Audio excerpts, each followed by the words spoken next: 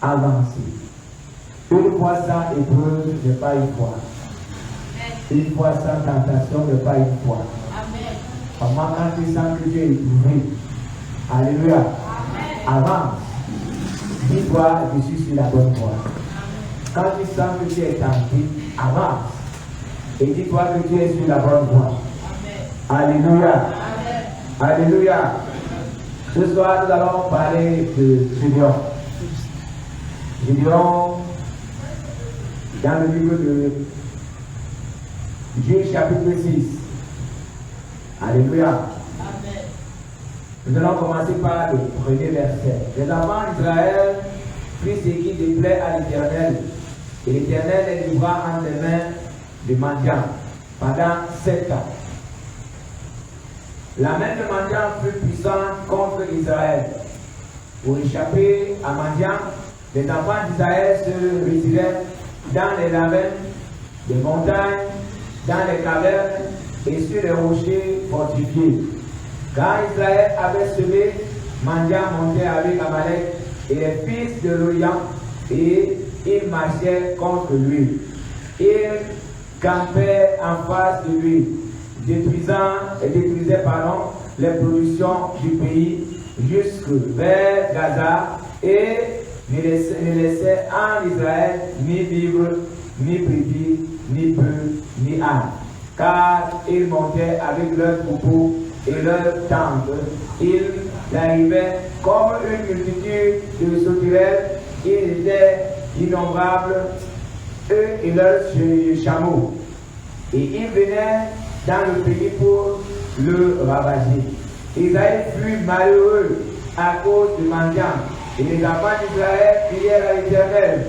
Lorsque les enfants d'Israël crièrent à l'Éternel au sujet du Madian, l'Éternel envoya un prophète aux enfants d'Israël. Il leur dit, ainsi parle l'Éternel, le Dieu d'Israël, je vous ai fait monter d'Égypte et je vous ai fait sortir de la maison de servitude. Je vous ai délivré de la main des Égyptiens et de la main de tous ceux qui opprimaient.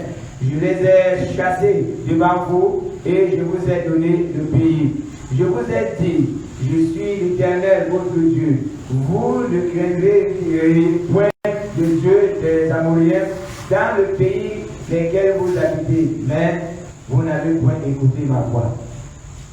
Puis vint un ange et il s'assit sur le téribin d'Ophra qui appartenait à Joas de la famille d'Abiezer.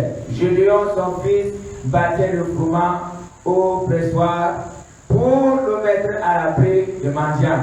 L'ange de l'Éternel lui apparut et lui dit, l'Éternel est avec toi, vaillant héros. Amen. Amen. Nous voyons que Israël avait commis une infidélité. Alléluia. Amen. Il a fait ce qui déplaît à l'Éternel. Et l'Éternel a livré Israël entre les mains de Madian. Parce que les enfants d'Israël devaient se cacher dans les cavernes. Ils devaient se cacher sous les rochers. Parce que la main de Madian était au-dessus d'eux. La main de Madian était contre eux. Ce qui fait que quand ils semaient, Madian venait détruire. Quand ils voyaient qu'ils avaient, ils venaient détruire. Mais dans ce pays, il y avait un jeune homme qui s'appelait Gédéon. Lui, il était en train de battre son froment. Il se préparait. Dès qu'il et il se disait que dès qu'il finit de battre son froment, il le cache parce que les mendiants peuvent encore venir détruire ce froment. Et c'est là où Dieu vient dire. Vaillant héros. Alléluia. Alléluia. Amen. Il nous dit vaillant héros. L'Éternel est avec toi. Gloire à Dieu. Alléluia. L'Éternel est avec toi. Vaillant héros. Lui qui ne sait pas qu'il est vaillant, lui qui se dit que l'Éternel les a abandonnés parce que leur suivre ce qu'il va dire, il ne savait quoi faire. Lui savait qu'il devait battre son combat et le cacher pour que les mendiants ne viennent pas le détruire. Mais il était là, Dieu le voyait. Et Dieu lui disait, et Dieu lui dit, vaillant héros. Et écoutez ce que Gédéon va dire. Gédéon lui dit, ah, vous savez, quand on dit Gédéon, on dit ah, ça veut dire qu'on est découragé. Ça veut dire qu'on ne peut plus rien. Parce qu'on voit qu'il n'y a pas d'issue. On voit qu'il n'y a plus de route empruntée. Ça veut dire que vraiment, ça ne va pas, rien ne peut changer. On est découragé, et on est abattu, on n'a plus personne. Je vais te dire ce soir que si tu comptes sur les gens, tu vas échouer. Il faut commencer à compter d'abord sur toi. Regardez ce qui se passe avec les enfants qui ont les répétiteurs.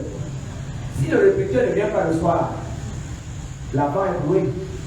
Et par contre, quand il est à l'école, il sait que bon, même s'il n'a pas compris, le répétiteur sera là le soir.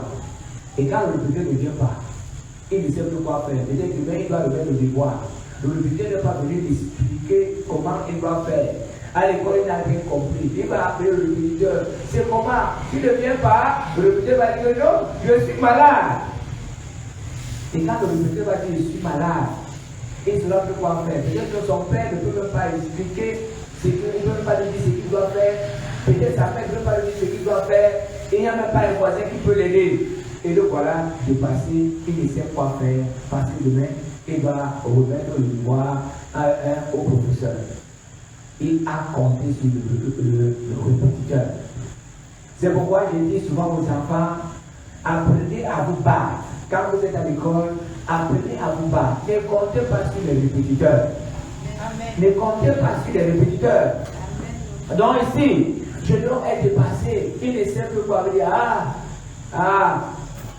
Mon Seigneur, si l'Éternel est avec nous, pourquoi toutes ces choses nous sont-elles arrivées? C'est ce qui se passe moi avec les chrétiens. Vraiment, est-ce que si Dieu est avec moi, tu peux être dans cette situation?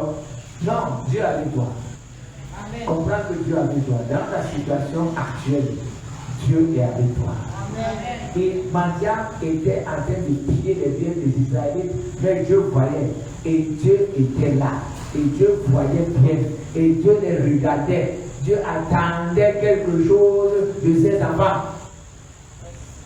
Donc, là où tu es, ne dis pas que Dieu n'est pas avec toi. Moi, je te confirme ce soir que Dieu est avec toi. Amen. Et quand tu vois, quand tu marches dans la foi et tu constates que tu es tellement éprouvé, ne sors pas. Il y a certaines personnes qui disent vraiment, quand ils n'étaient pas dans la foi, tu n'avais pas les problèmes que j'ai aujourd'hui. Depuis que je suis allé dans la foi, rien ne marche. Si rien ne marche, je vais te dire que tu es au bout du tunnel, tu vas sortir d'ici. Et tu vas marcher au nom de Jésus. Amen. Ne sois pas découragé comme Gédéon. Il a dit, et nous allons voir dans la suite qu'il avait tout ce qu'il fallait pour délivrer Israël. Il avait tout. Mais lui, il est là, vraiment, si Dieu était avec nous, est-ce que... Et là, il était en train de compter sur qui? Sur Dieu. Et pourtant, il avait quelque chose. Là, on voit dans la suite. Il avait quelque chose en lui qui pouvait l'amener à vaincre, à remporter la victoire. Mais il attendait Dieu. Et ce qui se passe aussi pour certains chrétiens qui attendent toujours que Dieu vienne intervenir, même là où il peut intervenir. Et je suis venu t'encourager que malgré la situation actuelle, malgré le problème actuel, avance. Amen. Avance. Amen. Avance encore. Amen. Parce que ton Dieu est avec toi.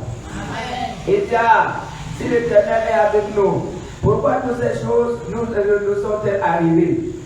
Et où sont tous ces produits que nos pères nous racontent quand ils disent l'Éternel ne nous a-t-il pas fait monter hors d'Égypte? Ça veut dire, il veut c'est-à-dire les parents, ou peut-être comme tu vois, notre Dieu avait délivré nos aïeux. Ils étaient en captivité en Égypte. Et voilà, il a fait ceci. Il a envoyé les plaies. Après, il a ouvert la mer rouge. Ils ont traversé à sec. Ce Dieu les a adorés dans le désert pendant 40 ans. Il avait suivi toutes ces choses. Mais il se pose la question que le Dieu qui a agi là-bas, en Égypte, le Dieu qui a agi au désert, où est-il alors? Parce qu'il ne voit pas ce Dieu intervenir. Mais il ne savait pas qu'il avait quelque chose que Dieu avait en lui. Alléluia. Où est alors ce Dieu? J'ai entendu ce que Dieu a fait dans la foi. J'ai entendu que Dieu a ressuscité les morts dans cette foi au Cameroun. J'ai entendu, et donc tu te poses la question, où est ce Dieu qui a ressuscité les morts? Où est ce Dieu qui a guéri les malades? Peut-être Dieu n'a pas encore guéri à travers toi. Peut-être parce que tu n'as pas encore prié pour quelqu'un. Parce qu'il y a certains chrétiens qui ont peur de prier pour les malades. Il pense qu'en priant, le démon va sortir du malade et entrer dans son corps. Et dit non, frère, allez chercher le pasteur. Est-ce que tu sais que tu as quelque chose à toi? Ce soir, il faut comprendre que tu as quelque chose. Il faut maintenant mettre la chose à l'œuvre. Regardez ce qui se passe avec les cultivateurs. Quand il commence à déplucher son champ, il a des ampoules aux mains. Je ne sais pas s'il y a des cultivateurs ici.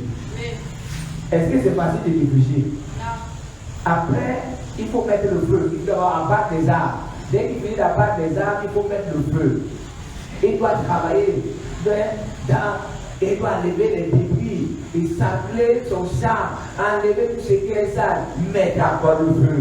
Après, il faut commencer à l'appuyer. Il est là. Pour ceux qui travaillent là-haut au village, il est là, là-haut. Ceux qui travaillent avec les pioches, ils travaillent en état, il continue. Quand il termine cette deuxième étape, il sème. Pendant qu'il sème ce soir, les bêtes viennent utiliser le champ. Il y a certains animaux qui viennent enlever la sémence. Les chefs cultivateurs, vous êtes là? Est-ce que le cultivateur arrête le travail? Parce que les oiseaux vont manger la sémence? Non, il reviendra demain semer encore. Parce qu'il n'a pas encore terminé son travail. Il continue encore.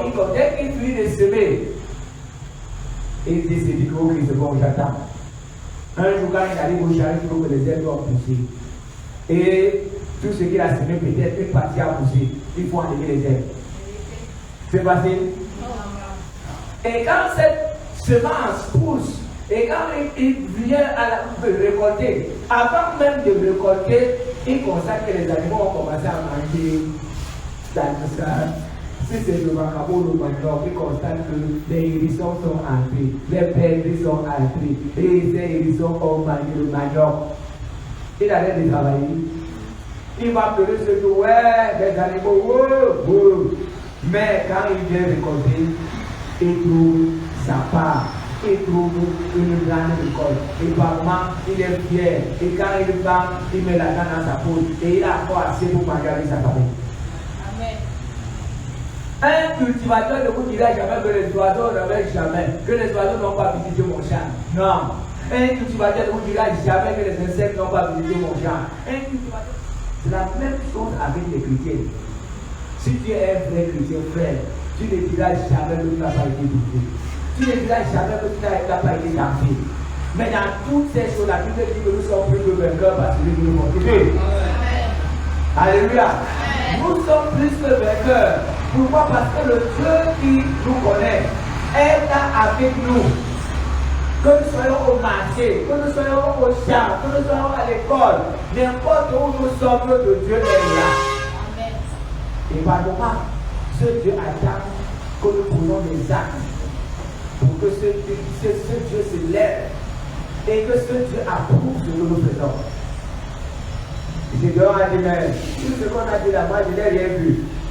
Et dit, verset 3, quand il avait semé, alors même une fois au verset 15, alors verset 15, Gédéon lui dit, une deuxième fois, pour la deuxième fois, il est découragé.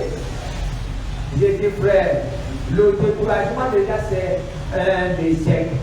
Quand tu es déjà découragé, je prends une chose, peut-être je prends un exemple, Tu dois combattre avec quelqu'un, je ne sais pas s'il y a des gens qui ont fait la boxe, des gens qui ont fait le karaté, des gens qui ont, je ne sais pas, ou ceux qui jouent au football, si celui qui a les footballeurs dans la salle, vous êtes en train de voir les vrais matchs, vous êtes tous découragés. Vous savez, vous dites vraiment, il va nous gagner. Non. Si tu es déjà découragé, ne joue plus. Dans la foi, si tu es découragé, n'avance plus. Il faut avancer avec la foi que tu vas gagner. Avec la foi que tu vas vaincre. Avec la foi que tu auras ce que tu es en train de chercher. Il faut avancer avec cette foi. C'est ce que Dieu appelle la foi. C'est-à-dire que tu as la chose avant la chose. Tu es en train de voir ta réussite avant d'arriver là où tu dois réussir. C'est ça avec Dieu. Mais je dois aller dire, vraiment, ça ne vaut pas la peine. Dieu nous a parlé de ce Dieu-là. Je ne vois pas ce que ce Dieu-là fait. Si ce Dieu était avec nous, on ne serait pas là où nous sommes aujourd'hui. Et alors, mon Seigneur avait pas délivré l'Israël. Parce que Dieu lui dit que, au verset 14, il dit, Dieu lui a dit, va avec la force, donc va avec ce que tu as.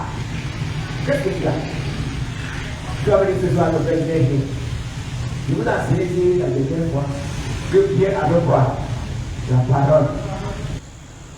Alléluia. Et je vous ai dit surtout que Pierre disait que je n'ai pas d'or, ni or, ni argent, mais ce que j'ai. Il avait quoi? La parole. Et il avait la foi. Et il savait que ce qu'il dit va s'accomplir. Lui, il avait dit à Dieu, mais tu me demandes d'aller délivrer Israël. Avec quoi? Dieu lui dit, va avec la force que tu as. C'est la même chose que je vais dire ce soir. Va avec la force que tu as. Ne compte pas sur quelqu'un pour réussir.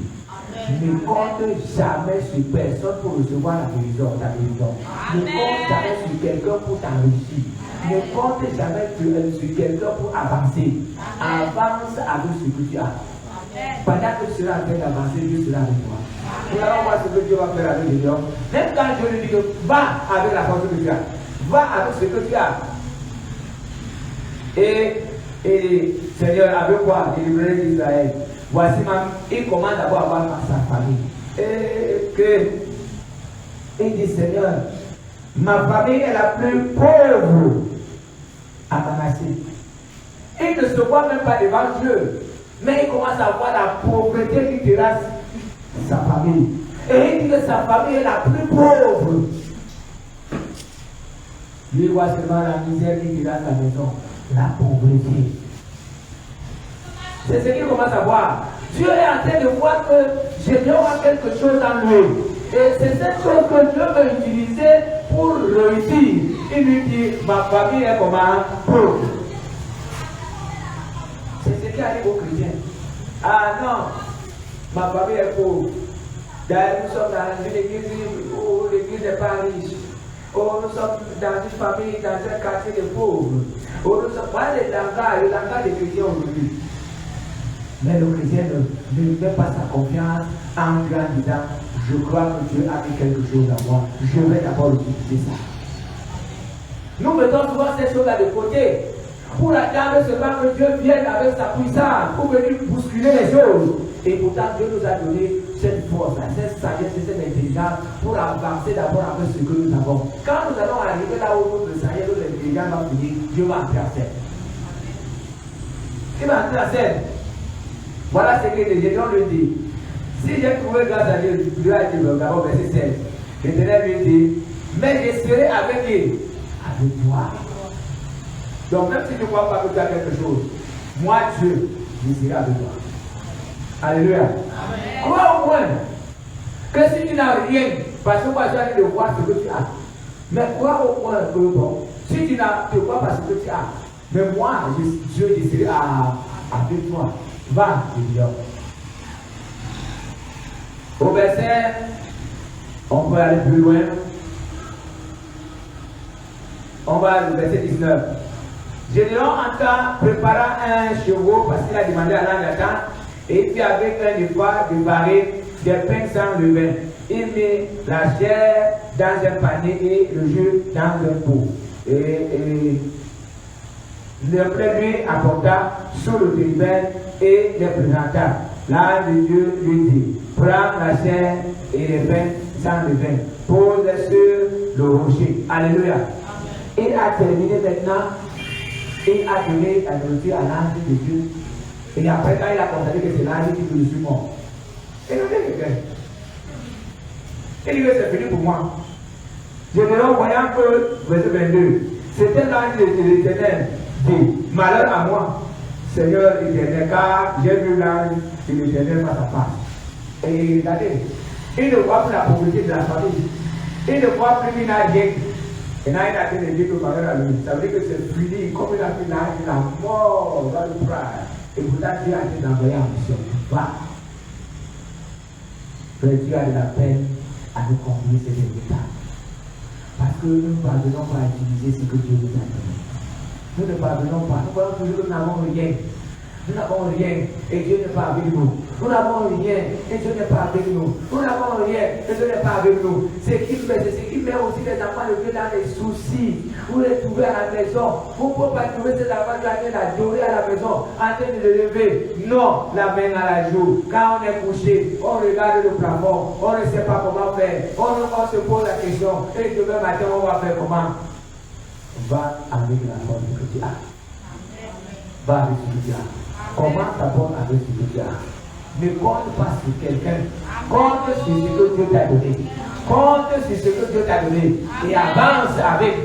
Nous allons voir dans la suite que Gédéon, Dieu l'a accompagné. Il a d'abord détruit certaines histoires. Pour aller plus vite. Il a détruit. Est-ce que avant il pouvait faire ça? Non. Il ne croyait même pas. Parce que si Dieu ne lui avait pas détruit, il n'allait pas détruire. Alléluia. Alléluia. Ah. Lorsque les gens de la Bible, verset 2000, se furent levés le bon matin, voici l'autel de Baal était comment? Renversé. Le pieu sacré placé dessus était comment? Abattu. Et le second taureau était comment? Offert à l'holocauste sur l'autel qui avait été bâti. Ils se disent l'un et l'autre, qui a fait cela? Et ils s'informèrent et firent des recherches. On leur dit, c'est Gédéon, fils de Joas, qui a fait cela.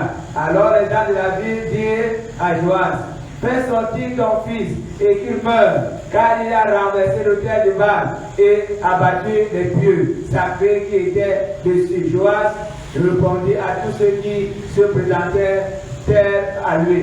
Est-ce à vous de prendre parti pour Baal? Est-ce à vous de venir à son secours? Quiconque prendra parti pour Baal mourra avant que le matin vienne.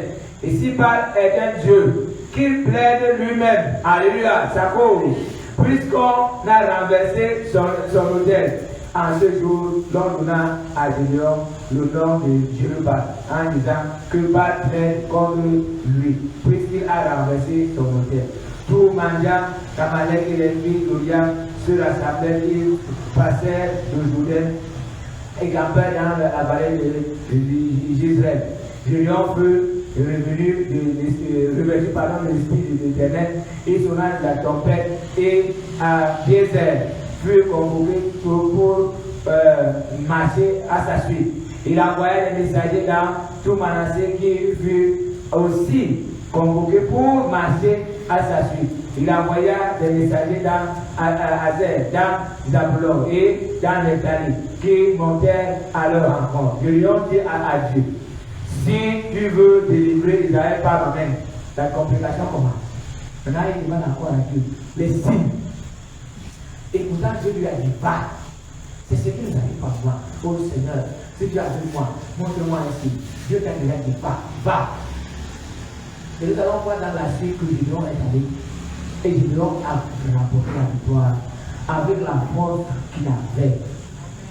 Dieu l'a accompagné et il a remporté la victoire. Amen. Qu'est-ce qui t'empêche d'avancer, frère? Quand tu regardes dans la Bible, tu verras. Si tu regardes dans la Bible, par exemple, tu verras que les apôtres n'ont pas eu une vie facile. Ils n'ont pas eu une vie facile. C'est ce matin que tu t'amènes enfants, quand on a dit là où Pierre a posé la question, mais nous qui avons tout abandonné. Et quel sera notre sort?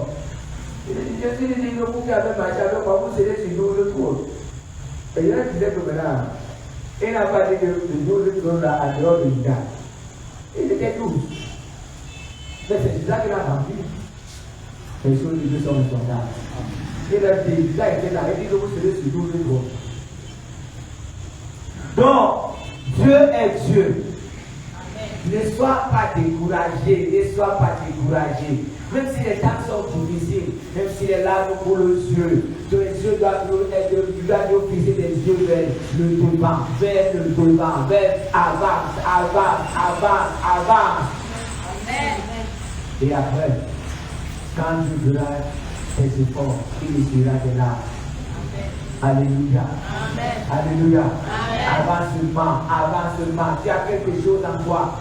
exploite la chose, avance, n'attends pas seulement que Dieu vienne, n'attends pas que Dieu vienne, avance d'abord avec ce que tu as. Quel est le problème que tu as à la maison? Avance avec ce que tu as. Si tu comptes sur le pasteur, si le pasteur voyage, tu vas faire comment? Si tu comptes sur les membres de la famille, si les membres de la famille te descendent, tu vas faire comment? Il faut compter sur Dieu. Parce que Dieu ne voyage pas. Et Dieu ne déçoit pas. Et Dieu ne dort pas. Et notre Dieu est le tout-puissant. Il faut compter sur Dieu. Ce n'est pas de l'orgueil. Quand on dit que non, moi je ne compte pas sur quelqu'un, mais je compte sur mon Dieu. Non, ce n'est pas de l'orgueil. C'est tout à fait normal. Parce que si vous comptez sur les membres de vos familles, regardez par moi comment vous vous humiliez. Quand vous allez demander 1 000 francs, 2 000, quand vous allez faire des emprunts pour avoir vos enfants à l'école, écoutez leurs paroles. Écoutez. Et par moi, ils sont contre vous. Ils se moquent de votre Dieu. Vous avez dit que vous êtes des chrétiens. Avant de vous donner 10 000 francs, il vous dit d'abord, vous avez dit que vous êtes des chrétiens. Votre Dieu ne peut pas vous aider. Peut-être que vous n'avez pas la honte. Avec cette honte-là, nous allons faire comme Gédéon. À partir de ce soir, commence à utiliser ce que tu as. Gloire à Dieu. Gloire à Dieu. Dieu est avec ceux qui se battent. Avec ceux qui se lèvent tôt. Avec ceux qui mettent leur confiance en lui. En disant que Dieu a mis quelque chose à moi, je vais l'utiliser d'abord. C'est le paresseux qui dit que le lion est dehors. Alléluia. Oui, il dit que le lion est dehors, le paresseux. Mais nous les chrétiens, nous ne devons pas être comme ça. Nous devons savoir que Dieu a mis quelque chose à nous. Si les temps sont difficiles, mettez toujours votre confiance, avancez. Ne restez jamais assis. N'abandonnez jamais la foi. Ne faites pas comme les autres qui disent non, quand j'étais dans le monde, je n'avais pas de problème. Qui vous a dit qu'il n'avait pas de problème? Il n'avait pas Dieu pour voir qu'il a des problèmes. Aujourd'hui, tu es dans la foi. Et c'est là où Dieu te montre les problèmes que tu as. Ou parce que celui qui est, par exemple, dans le monde, dit qu'il n'avait pas de problème, il était alcoolique, ce n'est pas un problème. Il tombait dans le caniveau, ce n'est pas un problème. Celui qui était prostitué, qui ne dormait pas la nuit, et qui allait se prostituer dehors, ce n'est pas un problème. Quand il vient dans la foi, il a dit que quand il était dans le monde, il n'y avait pas de problème. Celui qui était voleur, fumeur de sable, ce n'était pas un problème. Mais quand il est dans la foi, il dit que non, quand il était dans le monde, il n'y avait pas de problème. C'était un grand problème. Le diable va vous montrer que non, c'était la meilleure vie. Frère, est-ce qu'il allait dormir sur les hommes qu'aujourd'hui dort sur un homme? La nuit peut-être aujourd'hui tu es sur un homme, seconde tu es sur l'autre. Après, la semaine prochaine tu es stressé, c'est bien. Quelle est cette vie? Après, dit que je n'avais pas de problème. En étant sur une chambre de passe pour les hommes, c'est pas un problème. Hein? Il n'y a pas de problème. Tu ne parviendrais pas à dormir parce que tu allais casser les maisons déjà, ce n'est pas un problème. Tu m'as dit que non, quand il était dans le monde, il n'y avait pas de problème. Les maladies que tu avais, tu étais régulièrement à l'hôpital parce que tu étais peut-être prostitué. Aujourd'hui, Dieu t'a guéri. Et tu dis que quand il était dans le monde, il n'y avait pas de problème. Tu avais un problème. Mais tes yeux étaient aveugles. Tu ne parviendrais pas à voir que c'est un seul problème. Et là, ceux qui vont par exemple dans les boîtes de nuit. Je connais un monsieur, s'il a 250 000, tant qu'il n'a pas encore fini ces 250 000, il doit y aller pas. Il doit aller au bar, il doit aller visiter toutes les boîtes de nuit. Et quand il termine de boire, il finit ses 200 000 francs en 2 jours. Après les 2 jours, il va aller chez vous. Il consiste cet homme à accepter Jésus demain. Mais il va dire que il n'y avait pas de problème dans le monde. C'était un grand problème. Quelqu'un qui ne reste pas à côté de sa famille. Quelqu'un qui ne veut pas faire des économies pour nourrir sa maison, ça veut dire qu'il n'avait pas de problème quand il est dans le monde. Tu avais un sérieux problème. Ce que tu as aujourd'hui n'est même pas un problème. Moi, je peux te dire que c'est une solution. Amen. Parce qu'au fur et à mesure que tu vas dans la foi, les épreuves que tu as, c'est les épreuves là qui te donnent la force d'avancer. Parce que tu feras comment pour avoir des témoignages. Tu feras comment? Tu sauras comment que ton Dieu est puissant. Si tu peux marcher devant les épreuves, tu sauras comment que ton Dieu est puissant. Si tu peux marcher devant les tentations, tu sauras comment que ton Dieu est puissant. Il faut que ces choses arrivent, que Dieu nous délivre, et qu'on témoigne que notre Dieu est puissant, que le monde sache que notre Dieu est puissant. Quand je veux en faire ce qu'il a fait, personne ne pouvait dire que Dieu n'est pas avec Dieu. Personne ne pouvait dire que non, le gars là, Dieu n'est pas avec lui. Quand il est allé, il a combattu, il a remporté la victoire, il a tapé Mandiam. On ne peut pas dire que le gars n'a rien. Mais Dieu voyait quelque chose à lui. Et dit ce soir que Dieu voit quelque chose en toi. Cesse de te sous-estimer. Cesse de te voir. Même Dieu de Timothée, pour dire à Timothée, que il cesse de se sous-estimer. Non. Cesse, frère. Parce que tu vois toujours que non, tu n'as rien. Ta famille n'a rien. Tu n'as rien. Tu n'as rien. Non, cesse de te sous-estimer. Commence à dire que tu as quelque chose. Amen. Commence à dire que tu as quelque chose. Et commence à compter d'abord sur toi-même. Commence à compter d'abord sur ta sagesse. Commence à compter sur ta puissance. Commence à compter sur ta manière de prier. Commence même à compter sur tes prières. Parce que si tu ne crois pas que Dieu t'exauce, et tu crois que Dieu t'exauce seulement d'autres personnes, c'est un problème. Pendant que j'étais allé aujourd'hui à la cantine pour faire mon petit déjeuner, il y a un collègue qui a dit, il faut que je prie pour toi. Et il a dit que non, ne prie pas pour moi. Il me dit, mais j'ai vu l'élément à la télé, je suivais la messe, et il y a un archevêque qui a dit que priez pour nous parce que nous voulons voyager pour aller à Rome. Il a dit que moi, il a dit de ne pas prier pour moi. Les collègues étaient là, ils comprenaient parce que j'ai dit que ne prie pas. Après, je lui ai dit, c'est pourquoi je dis que ne prie pas. Dieu a demandé à qui de prier. Peut-être ses enfants. Dieu n'a pas demandé à un individu. Toi, tu es prêt, tu n'as pas encore accepté Jésus. Tu ne peux pas prier pour moi. Je lui ai posé la question. Est-ce que tes enfants qui sont à la maison, tu es là avec ta femme et tes enfants? Si c'est moi qui viens te demander de donner la nourriture à tes enfants, c'est normal? Il me dit non. Je dis, tel est le cas. Si c'est moi qui viens te dire que donne la nourriture à tes enfants, pourquoi? Parce que Dieu est mon Père. Ce n'est pas un païen qui doit demander à Dieu de me protéger. Dieu me protège. Dieu me donne à manger. Je lui ai dit qu'il faut Jésus. C'était ma dernière parole. Je lui ai dit qu'il faut Jésus. Avant que je dise qu'il faut Jésus, je lui ai dit, même la dîme et les offrandes, là le problème de regarder, même la dîme et les offrandes. Dieu n'a pas demandé à un païen de donner la dîme et les offrandes. Il a demandé à ses enfants. Et il dit que c'est ce qu'on doit prêcher à l'église. On ne doit pas dire aux gens de donner la dîme, on doit dire aux enfants de Dieu. Amen. Tous les couleurs me regardaient. Est-ce que Dieu dit vrai? Si tu sais que Dieu est ton Père, tu ne vas pas te tremper devant les épreuves. Parce que chaque fois que tu te vas, c'est là qu'il va une épreuve, tu sauras que ton Dieu a une solution. Même si ta force finit à ce moment-là. Amen. Même si tes pieds campent, tu sais que Dieu a une solution. Amen. Prends seulement l'exemple, comme j'ai dit à mon collègue. Est-ce que tu peux être dans la maison avec tu es dans la maison avec tes enfants et ta femme, et moi je viens te dire que tu dois manger à tes enfants, c'est normal? Prenez ça comme exemple. Donne l'argent à tes enfants pour aller à l'école. Va payer la pension de ton enfant. Non! Toi, le papa, tu dois donner à manger aux enfants. Tu dois envoyer tes enfants à l'école. Et c'est ce que Dieu fait pour nous. Il n'attend pas que quelqu'un vienne dire que donne la nourriture à tes enfants.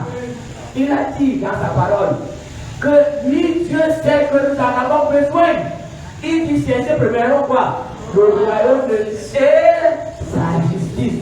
Et toutes ces choses seront données comment? Par-dessus. Dieu a quelque chose en toi. Sors ce matin et utilise la chose pour rapporter la victoire partout où tu vas.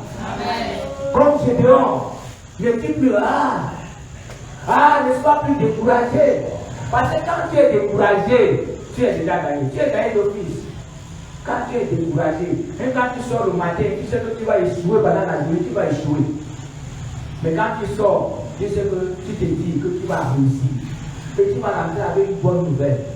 Frère, tu vas rentrer avec une bonne nouvelle. Amen. Tu vas rentrer avec une bonne nouvelle. N'attendez pas qu'on vienne vous donner. C'est pourquoi c'est le travail pour vous.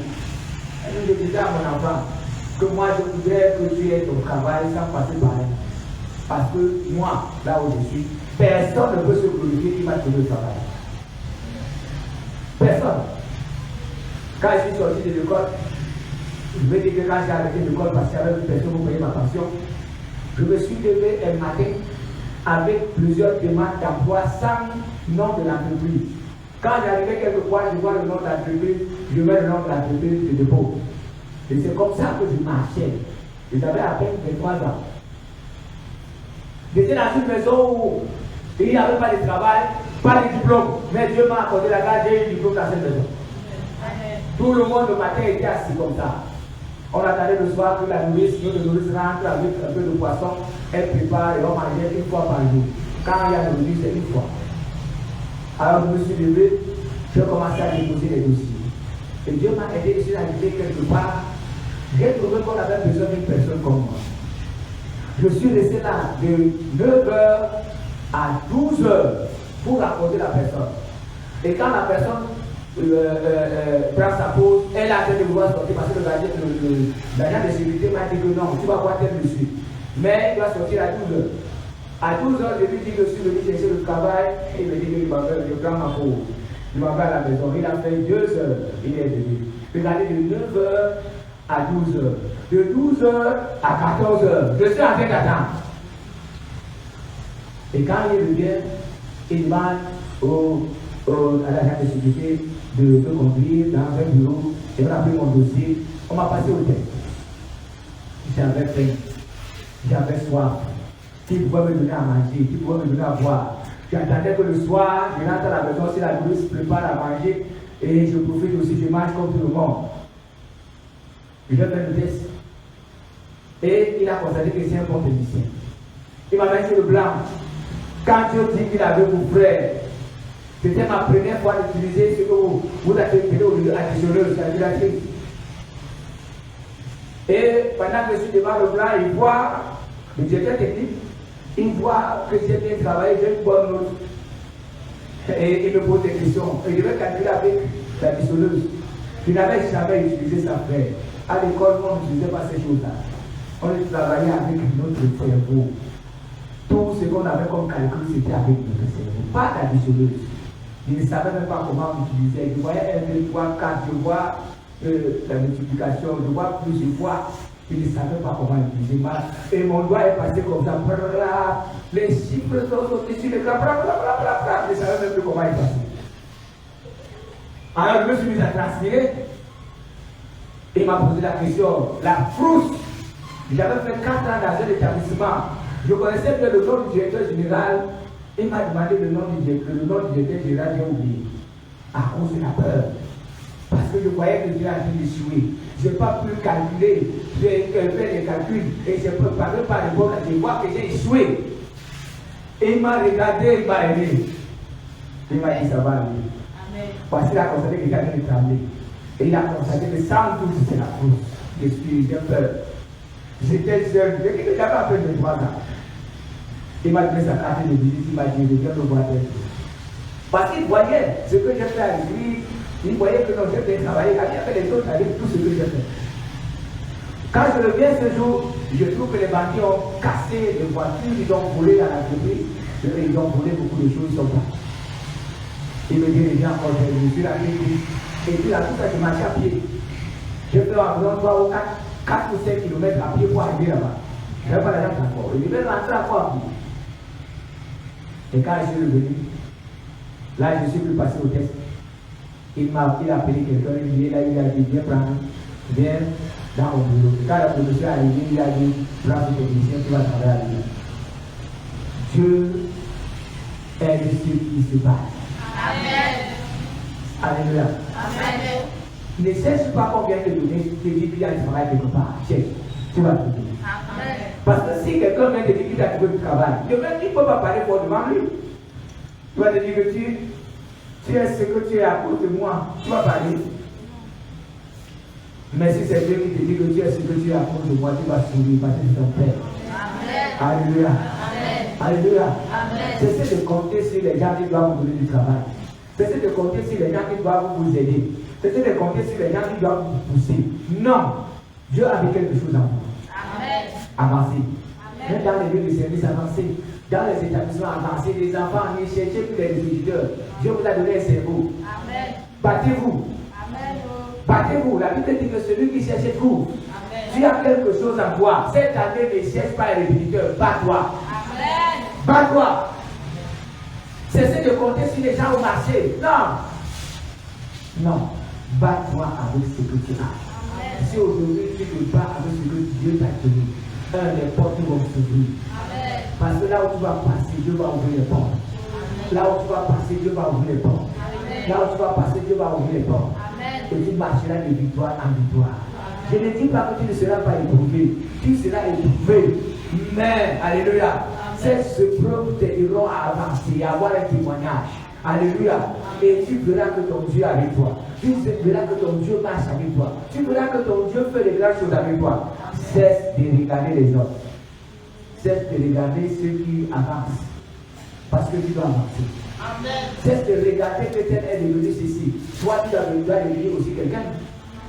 Cesse de te plaindre. Cesse de te plaindre. Parce que les plaintes par moment apportent le découragement. Oh, regarde, Gédéon a commencé par la famille. Toi, tu m'envoies même délivrer ce truc-là. Ma famille est la plus pauvre.